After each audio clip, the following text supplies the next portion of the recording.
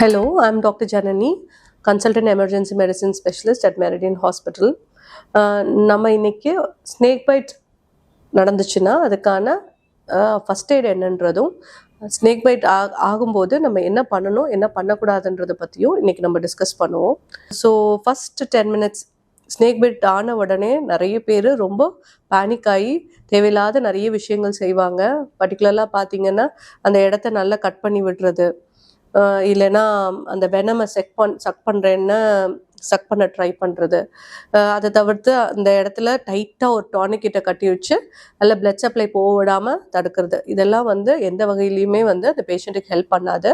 இது மாதிரி விஷயங்களை இதுக்கப்புறம் பண்ணாதீங்க. இந்த மாதிரி ஸ்னேக் பைட் வரும்போது அவங்கள இமீடியட்டாக நம்ம ஹாஸ்பிட்டலுக்கு கூட்டு போகணும். ஸோ ஃபஸ்ட்டு ஸ்டெப் என்னென்னா, அவங்களுக்கு இந்த மாதிரி ஸ்னேக் பைட் ஆகும்போது ஃபஸ்ட்டு விஷயம், பக்கத்தில் அந்த பாம்பு இருக்குது அப்படின்னா முடிஞ்ச அளவுக்கு அவங்கள அந்த இடத்துலேருந்து நகர்த்தி கொஞ்சம் தூரமாக கொண்டு போயிடுங்க. அந்த டைமில் போய் அந்த பாம்பை அடிக்கிறேன், அதை கொலை பண்ணுறேன் அப்படின்னு பண்ண வேண்டாம். அதை சாவடிக்கிறதுக்கு ட்ரை பண்ண வேண்டாம். அந்த பாம்பு எப்படி இருக்குன்னு உங்களால் பார்க்க முடிஞ்சால் வேணால் பார்த்து ஒரு ஃபோட்டோ எடுத்துக்கலாம். பிகாஸ் அதுக்கான snake venoms, anti snake venoms, we have anti snake venoms. In case அது ஆன்டி ஸ்னேக் வெனம் கொடுக்கக்கூடிய வேண்டிய பாம்பாக இருந்ததுன்னா தாராளமாக அது ஹாஸ்பிட்டல் போனால் கொடுத்துக்கலாம். ஸோ இந்த மாதிரி நடக்கும்போது ஃபஸ்ட்டு திங், பாம்பு கடிச்சோடனே பேஷண்ட்டை முதல்ல மூவ் பண்ணி சேஃபான இடத்துக்கு கொண்டு போங்க. சேஃபான இடத்துல அந்த பேஷண்ட்டுக்கு கொஞ்சம் நல்லா ப்ரீத் பண்ண காத்தோட்டமான இடத்துக்கு கொண்டு போயிடுங்க. அந்த இடத்த கொஞ்சம் காமாக அவங்களுக்கு சொல்லி புரிய வச்சு அந்த பேஷண்ட்டை காமாக வச்சுக்கோங்க. இமீடியட்டாக ஒரு சின்ன ஸ்ப்ளிண்ட் மாதிரி ஒரு கட்டை இருந்தால் கூட அந்த இடத்த எந்த இடத்துல ஃபார் எக்ஸாம்பிள் கையில் கடிச்சிருக்கு அப்படின்னா கீழே ஒரு ஸ்ப்ளிண்ட் மாதிரி வச்சு அந்த பொசிஷனை மட்டும் இமொபிலைஸ் பண்ணலாம்.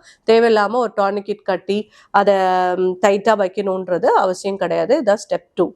ஸ்டெப் 3 என்னன்னா, இமீடியட்டாக இந்த மாதிரி இருக்கிற பேஷண்ட்டை நியர்பை ஹாஸ்பிட்டலுக்கு நம்ம கூட்டிகிட்டு போகணும். போனால் தான் அங்கே நம்மளுக்கு அதுக்கான வைத்தியம் பண்ணுவாங்க. யாருக்கு அந்த மாதிரி பண்ணணும் அப்படின்னா, நிறைய பேர் என்ன நினச்சிக்குவாங்கன்னா, சரி பாம்பு கடிச்சது ஒன்றும் பெருசாக எனக்கு சிம்டம்ஸ் இல்லை, நம்ம வீட்லேயே இருந்துக்கலாம், நைட்டு பார்த்துட்டு காலையில் நம்ம ஹாஸ்பிட்டல் போகலான்னு நினைப்பாங்க. தயவுசெய்து அந்த மாதிரி பண்ணவே பண்ணாதீங்க. இந்த மாதிரி பேஷண்ட்ஸ்க்கு திடீர்னு இந்த பாம்பு கடிச்சதுக்கு அப்புறம் ப்ளீடிங் ரொம்ப ஜாஸ்தி ஆகிறதுக்கு, மூச்சு விடுறதுக்கு ரொம்ப கஷ்டப்படுவாங்க. சம்டைம்ஸ் என்ன ஆகும்னா ரொம்ப அன்கான்ஷியஸ், அதாவது கன்ஃபியூஷன் ஆகி அன்கான்ஷியஸ் லெவல் வரைக்கும் போகிறதுக்கு சான்சஸ் உண்டு. ஸோ இந்த மாதிரி இருக்கிற பேஷண்ட்டுக்கு there is a treatment call anti snake venom. இந்த முறிவு மருந்துன்னு சொல்லுவாங்க இல்லையா, அந்த வெனமை முறிக்கிற மருந்து அவைலபிளாக இருக்குது. ஸோ அந்த அவைலபிலிட்டி இருக்கிற ஹாஸ்பிட்டல்ஸ்க்கு அந்த மாதிரி பேஷண்ட்ஸை நீங்கள் இமீடியட்டாக கூட்டிகிட்டு போயிடணும். 4th விஷயம் என்ன அப்படின்னா, இந்த மாதிரி பண்ணும்போது அவங்களுக்கு கையில் ஒரு வேலை கடிச்சிருக்கு, நான் சொன்ன மாதிரி கையில் கடிச்சிருக்கு அப்படின்னா அந்த இடத்துல டைட்டாக ஏதாவது போட்டிருக்காங்க, ஃபார் எக்ஸாம்பிள் பிரேஸ்லெட்ஸோ ரிங்ஸோ ட்ரெஸ்ஸோ டைட் ஃபிட்டிங்காக இருக்குது அப்படின்னா ரிமூவ் பண்ணிவிடுங்க. ஏன்னா பாசிபிலிட்டிஸ் அந்த இடம் வீக்கமாகறதுக்கெல்லாம் நிறைய சான்சஸ் இருக்குது. ஸோ நான் சொன்ன இந்த 4 விஷயம் ஞாபகத்தில் வச்சுக்கோங்க. We at Meridian Hospital provide 24/7 emergency and critical care services.